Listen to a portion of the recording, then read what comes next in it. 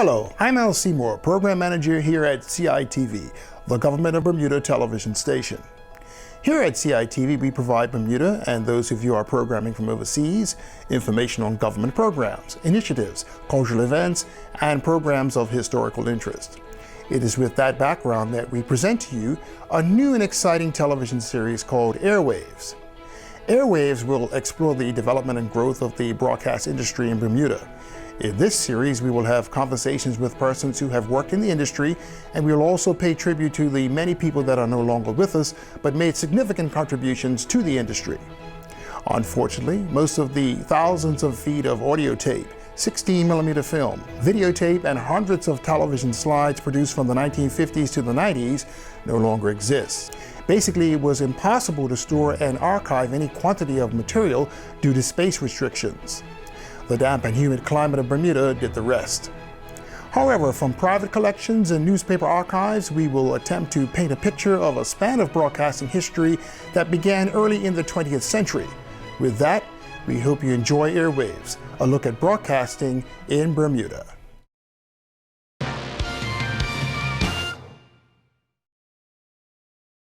Time, weather, and Highway 16 ZPM. the various.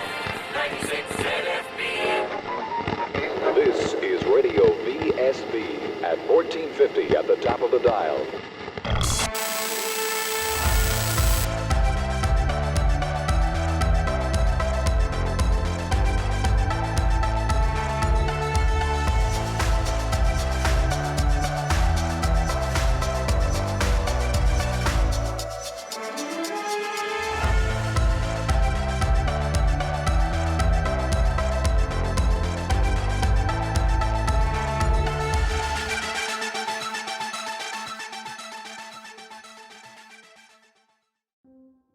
Bermuda is one of the most isolated places on Earth.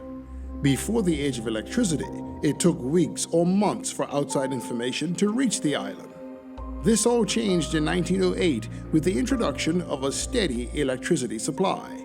With that came many innovations, including firstly the telegraph, a wired system used to send text messages from one country to the other, followed by the telephone.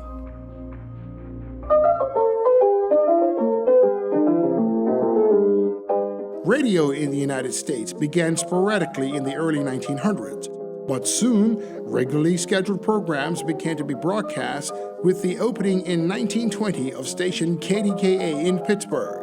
Station KDKA. In voting results, Cox is trailing party. Very shortly thereafter, stations were popping up all over the East Coast and the United States with a variety of music, news, and sports programs. All the stations at that time broadcast on the AM band, and it was soon discovered that after the sunset, a phenomenon known as skywave propagation allowed many of those signals to reach Bermuda. The CBS Radio Mystery Theater presents... This is the National Broadcasting Company. It's December 31st of 1927. Today we shall look back on the... People who could afford the luxury in those days could import a radio and listen in at night. The winter allowed even longer hours of entertainment.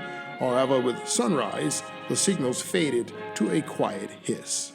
Ladies and gentlemen, the director of the Mercury Theater and star of these broadcasts, Orson Welles. Know now that in the early years of the 20th century, this world has been watched. In addition to the night reception was the introduction of shortwave broadcasting, which allowed broadcasters like the British Broadcasting Company to send signals around the world. Shortwave could be heard during the day as well as night, depending on the band. Soon, transmissions from many nations filled the shortwave bands. Bermudians were tuning in. You're tuned to the General Overseas Service of the BBC. This is the British Broadcasting Corporation.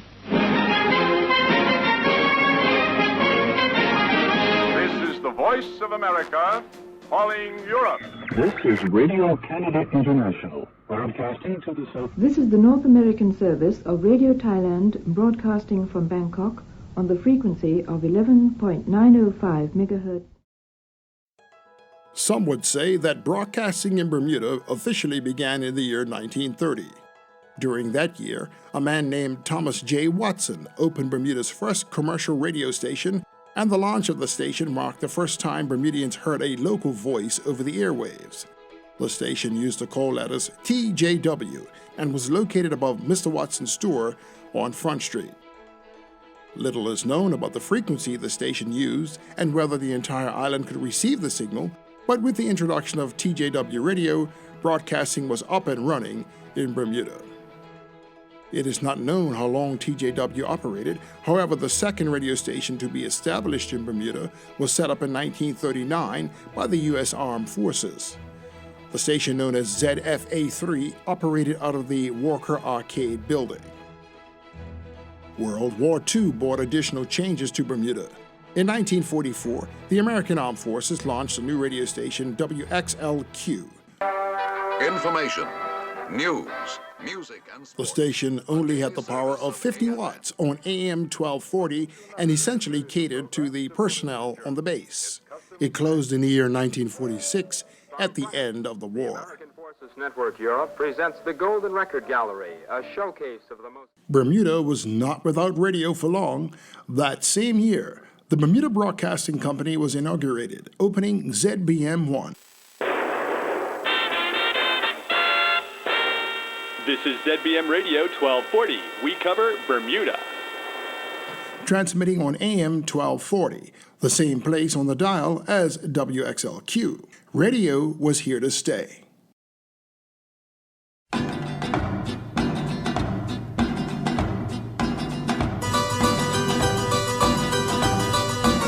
In September of 1952, ZBM launched a second radio station that interestingly debuted to broadcast the 1952 Baseball World Series. There's a fly ball out to right field. That ball is going, it is gone. The station became ZBM2 AM 1340, broadcasting special events and music aimed at a younger audience.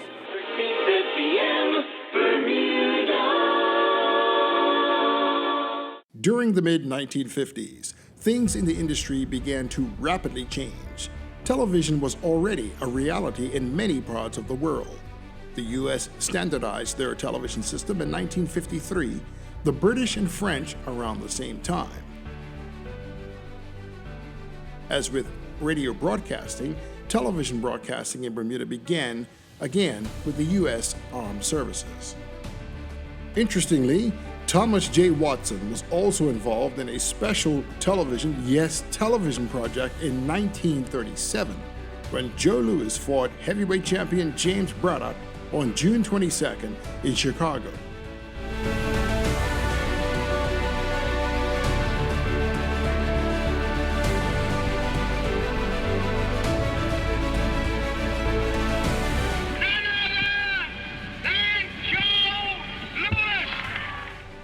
The fight was shown live at the Colonial Opera House by Bermuda General Theaters on a low-definition screen as reported by the Bermuda Recorder.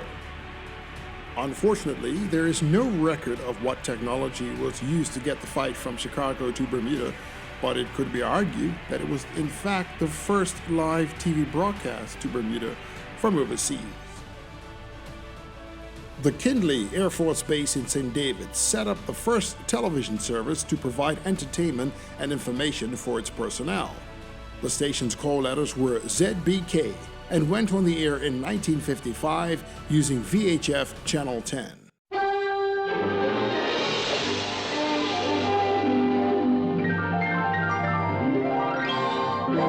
Walt Disney's Disneyland, Frontierland. Tall tales and true from the legendary past. Tomorrowland, promise of things to come.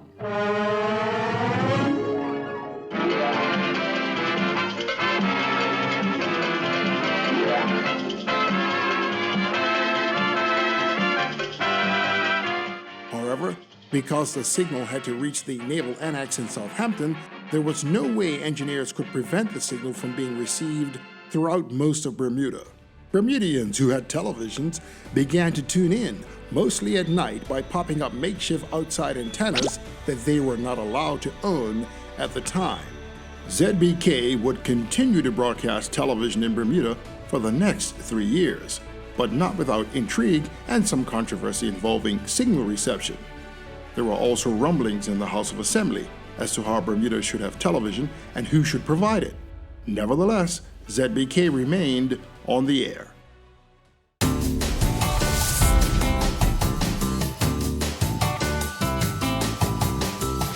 In January of 1958, the Bermuda Broadcasting Company launched the first local television station, ZBM TV, which also operated on VHF Channel 10.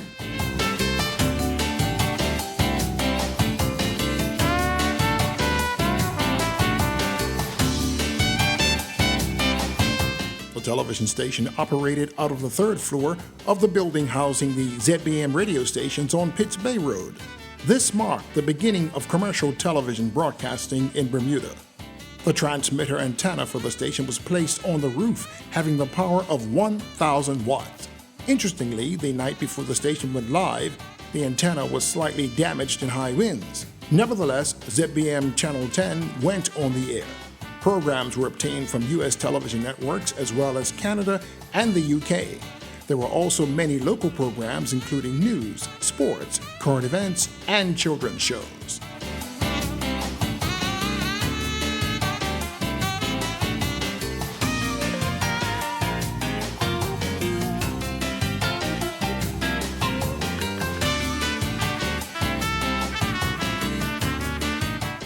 In the beginning, ZBK and ZBM shared Channel 10. However, over time, ZBM was given complete operating control of the channel. ZBM TV, and to some extent the company's radio station, used a BBC-type business model, with the majority of its on-air personnel being either white Canadian or British, a reflection of the times. However, things were to change dramatically in the next few years.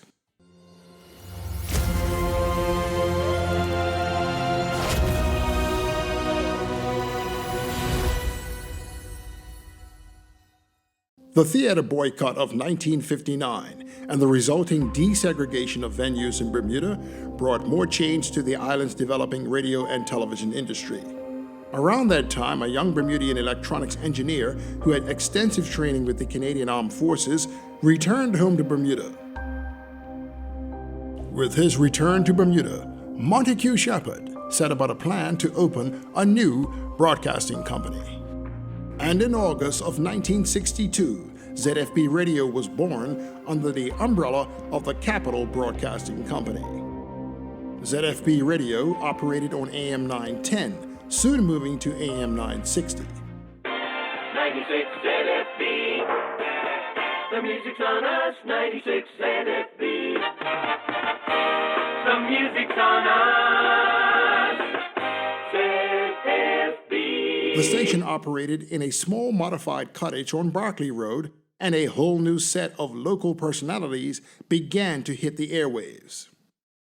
In 1963, 3 companies had plans to open what would be Bermuda's second television channel. A commission was set up to receive the applications. The Atlantic Broadcasting Company, headed by ZFB Radio's Montague Shepard, was one.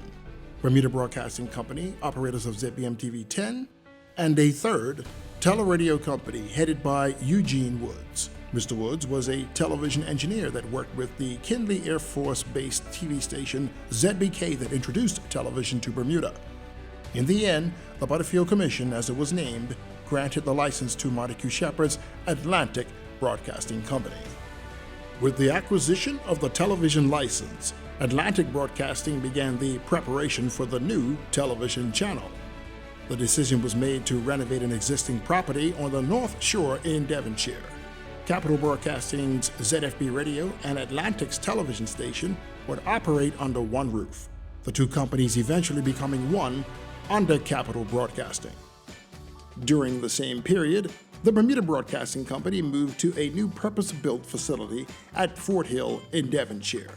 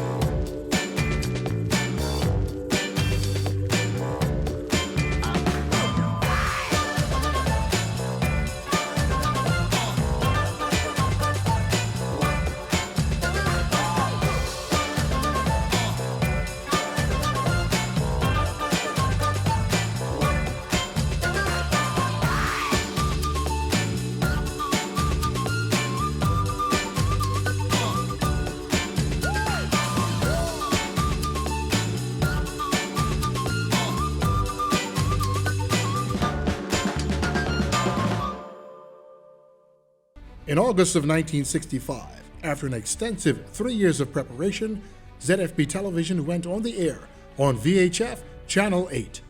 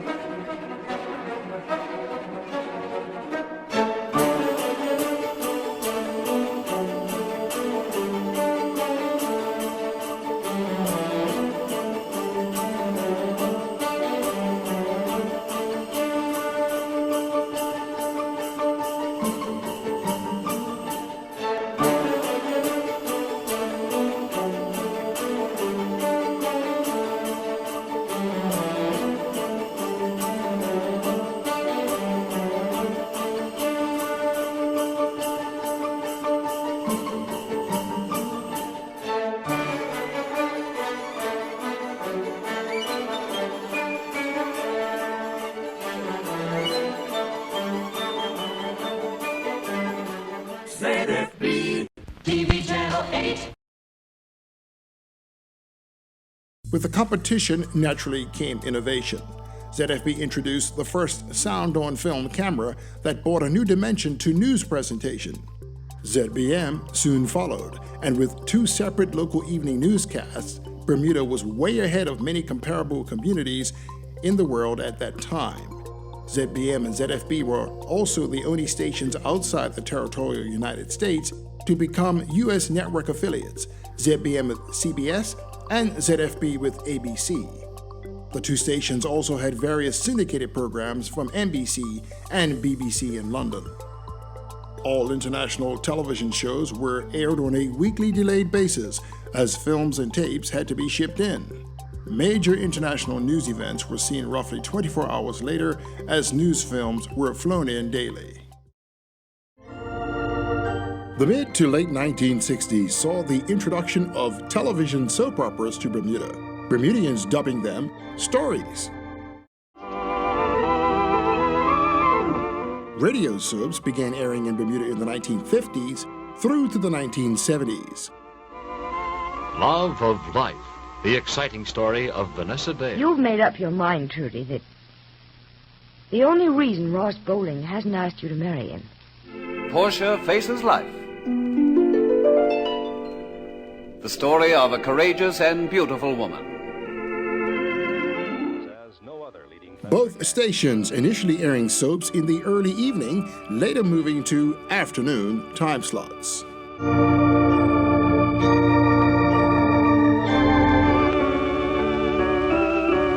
And now for the next 30 minutes, as the world turns. Watch General Hospital every weekday on ABC.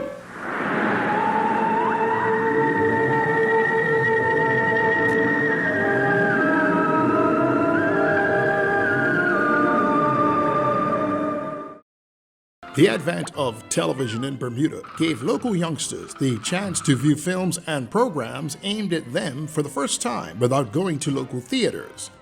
ZBM introduced the Junior Club, featuring a live in-studio production mixed with cartoons.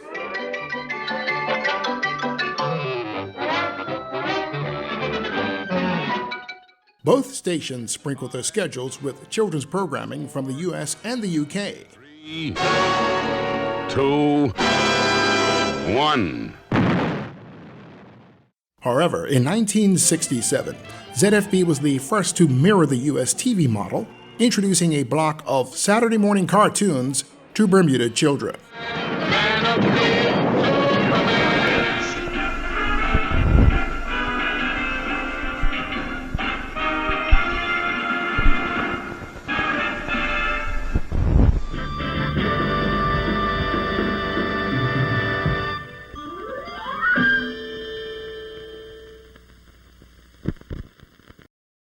it ain't complete. ZBM used their CBS cartoons Saturday afternoons and weekdays. Up in the sky, out in outer space, deep beneath the sea, anytime, any place. Men of the future, men of the past, a whale and a genie in the super class. Saturday morning, CBS Cartooniverse.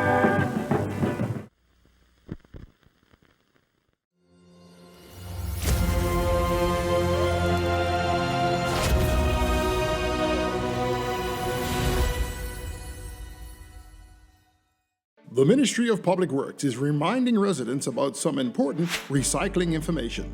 Recyclables are tin, aluminum, and glass. So please remember to put the tag in the bag. Blue recyclable bags are collected every other week, Thursday in the West and Friday in the East. You can also drop off your recyclables at the Tynes Bay drop-off daily from 7 a.m. to 7 p.m. Help us to keep Bermuda looking clean and beautiful. For more information, email recycle@gov.bm or call 501-3043 or 278-0560.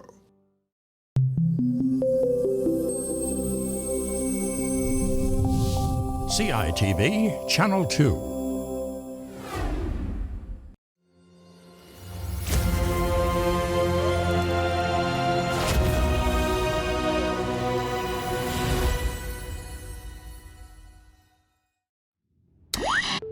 In 1970, the Capitol Broadcasting Company led with another innovation, color television. Color television was slowly being introduced globally, and in November of that year, ZFB began broadcasting most of its programming in color.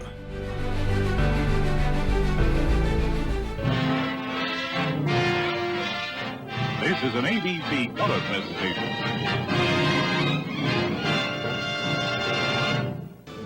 The Fugitive, in color.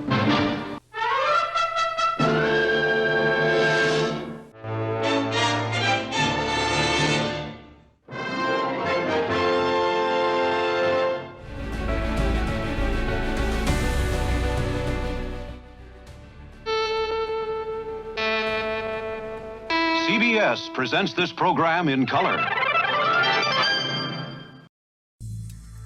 November of 1970 saw ZFB introduce its own FM radio station on 94.9 megahertz.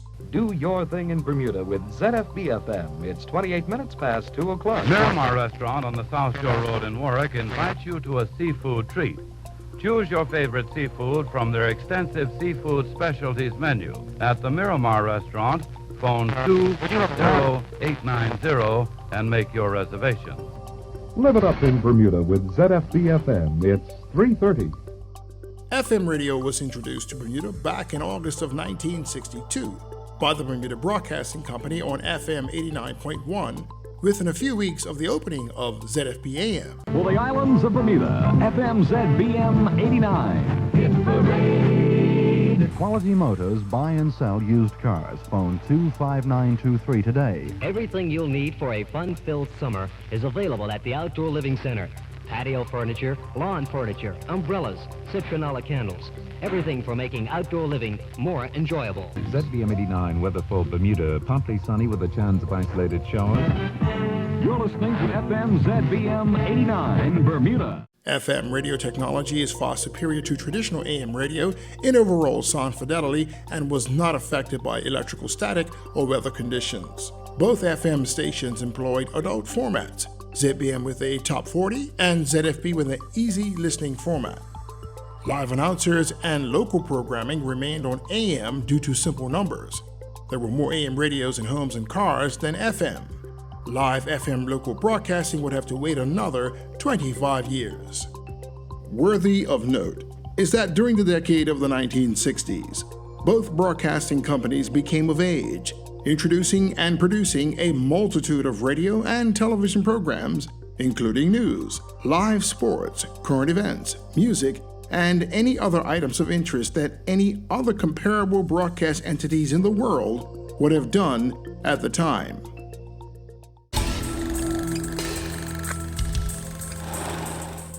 The early 1970s also saw the end of film technology for local news gathering, with the introduction of color videotape recording.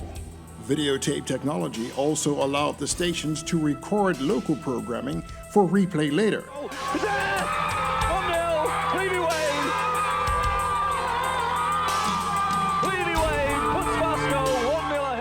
ZFB and ZBM remained competitors throughout the 1970s into the early 1980s.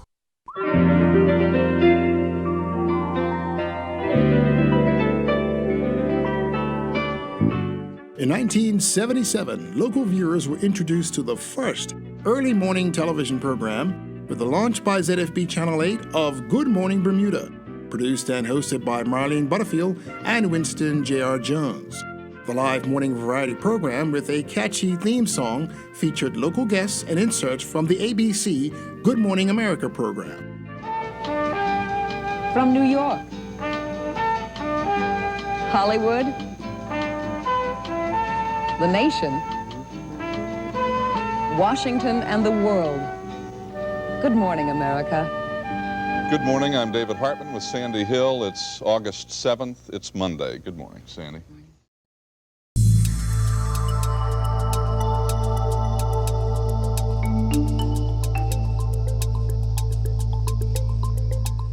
(1982) is a year that will go down in judicial history, both at home and abroad. Mrs. Daniels replied that her conscience was clear because she had done the right thing. The year 1982 will also be remembered as a year when Mother Nature unleashed some of its fury on the island, but also spared the country of the dreaded power of a full-fledged hurricane.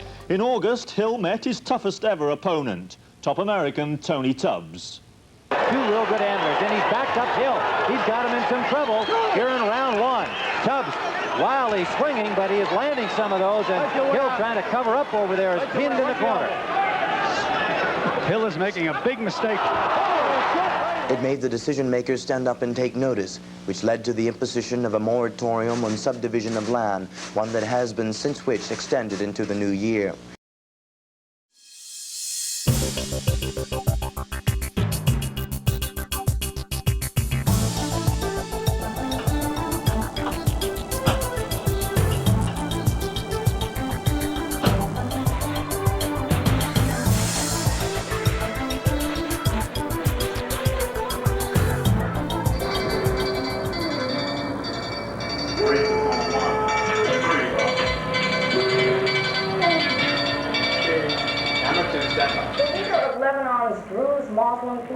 Today ruled out any dialogue or compromise with President Amin Gemayel as long as the Lebanese army continued to attack Druze militiamen. In the meantime, as we hear in this report, every day is...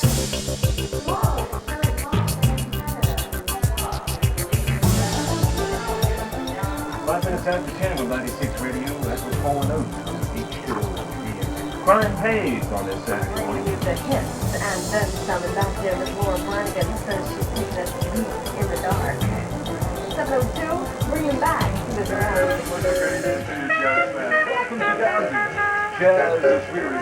Sure did appreciate those telephone calls. Until next week, same time, same station. Hey, we want to leave this one with you. Remember, don't smoke in bed. The ashes that fall on the floor could be you. Until next week, CJ bidding you all a pleasant weekend. Make the rest of it a jazzy one. Ciao for now. In 1978, the very first live satellite transmission was broadcast by ZBM Television. It was the final of the FIFA World Cup between Argentina and the Netherlands. This was the forerunner of regular satellite transmission to come. In 1981, a new fledgling entity emerged on the local broadcast scene with the formation of the defunct Broadcasting Company.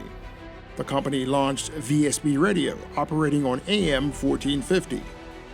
This is Radio VSB at 1450 at the top of the dial, the voice of independent radio for Bermuda. The company chose to use the letter V instead of their letter Z to denote its call letters. V and Z are international designated letters for Bermuda's region. In the United States, it's W and K, and in Canada, C. VSB introduced an all-country music, classical music, and news format. As the station grew, live remote broadcasts, including many sporting events, were introduced to the station's listening audience. The station operated from the Defense Building on Reed Street in Hamilton. As the 80s progressed, the broadcast landscape changed drastically with the acquisition of the Capital Broadcasting Company by the Bermuda Broadcasting Company in 1983. ZBM had acquired ZFB AM, FM, and Channel 8. Staff were reallocated and operated under one roof. The merger saw the end of radio and television competition between the two companies. In 1984, an industrial dispute within the Bermuda Broadcasting Company effectively shut down all operations. For several months, the only terrestrial broadcasting was from VSB Radio. Around the same time, Bermuda saw the closing of its only two remaining movie theaters, a victim of the emerging home videotape market. It was a bit of a media dark age for Bermuda.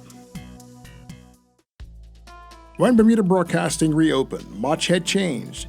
AM 960 was gone. AM 1230 became ZFB Radio. However, AM 1340 and the two FM stations 95 and 89 remained. Only Channel 10 television was in operation with limited CBS network programming and a 5-minute newscast.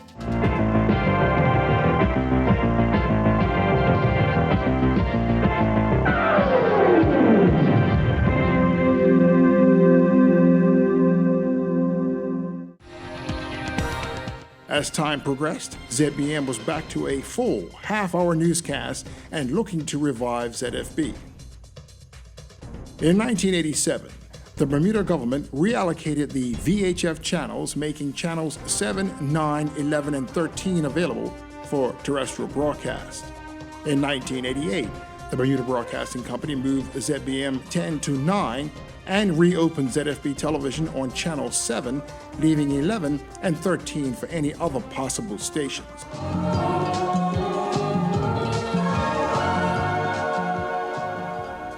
Bermuda was back to 2 terrestrial television stations. In a bit of deja vu, the Defense Broadcasting Company, operator of AM 1450, made the decision to enter the television market. In 1990, test transmissions were made on VHF Channel 13. In a twist of fate, a lightning strike damaged the transmitter, knocking VSB off the air before it even launched. VSB acquired a new transmitter on VHF Channel 11 and began broadcasting in the summer of 1991. Within 6 months, VSB was producing a full half-hour television newscast. Television competition had returned. VSB introduced many innovations to local television, including extensive use of chroma key, virtual sets, sports, and a full weather show with moving maps. Defense and Bermuda Broadcasting were in vigorous competition throughout the 1990s.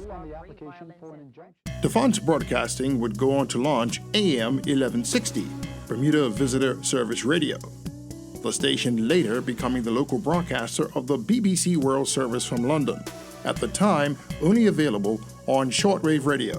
They also opened a third AM station, 1280, featuring Christian broadcasting programming.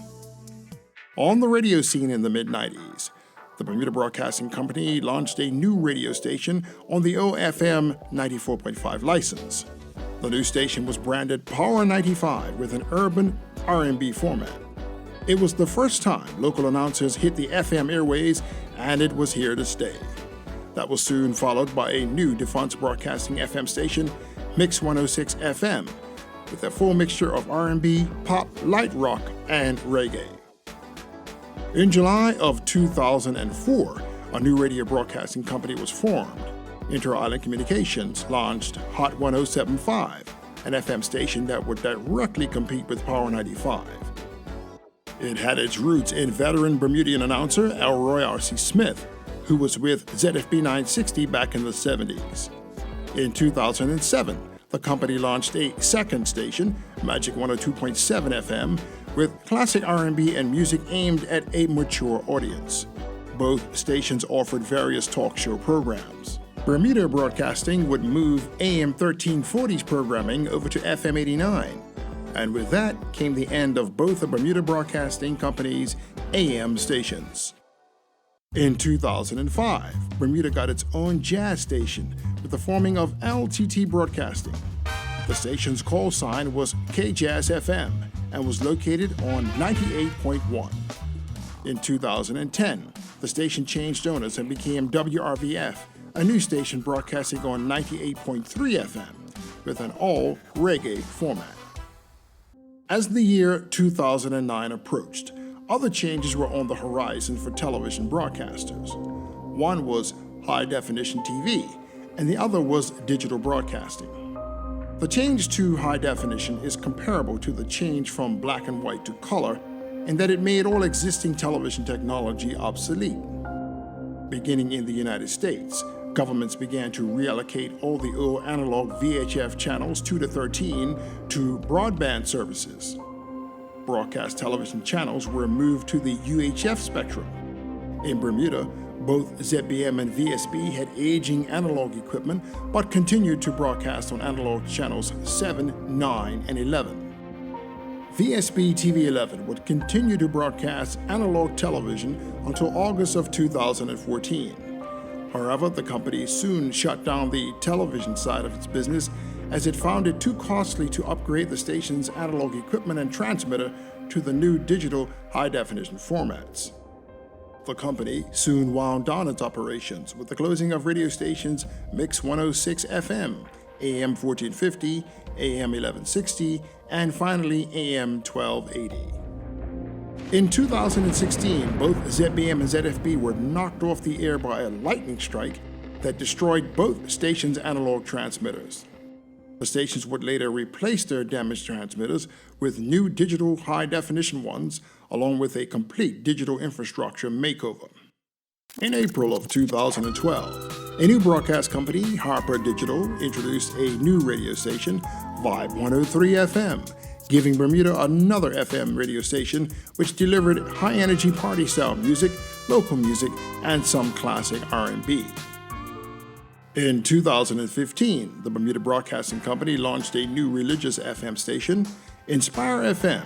It operates on FM 105.1 and features local content, overseas content, and also broadcasts Bermuda Parliament and Senate proceedings. In all, since 1946, Bermuda has seen the formation of 7 AM stations, 8 FM stations, and 4 terrestrial television stations. There are now multiple television stations available via Bermuda's cable television providers, including CITV, the Bermuda government television station, the one you are watching right now. What the future holds for television and radio broadcasting in Bermuda is difficult to predict. Now that every kind of program content is possible with the click of a button or a finger swipe away, what is apparent is that traditional broadcasting will have to evolve if it is to survive.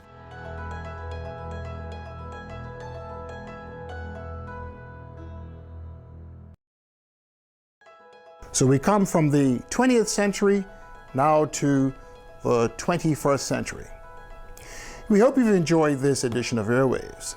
We dedicate this series to the hundreds of people that either wrote a script, sat in front of a microphone or camera, looked through a viewfinder, watched a turntable spin, monitored a control room on a cold evening, or just kept calm on the air during a major breaking story. There are so many persons, from management down to the custodians, that it would take a Herculean effort to name them all. We will, though, whenever we can during this series, mention and pay tribute to as many as we can. It is important to remember them, for they all played a vital role in a chapter of Bermuda's technological history that has evolved into what we enjoy today. For the entire CITV team, I'm Al Seymour. Thank you for watching.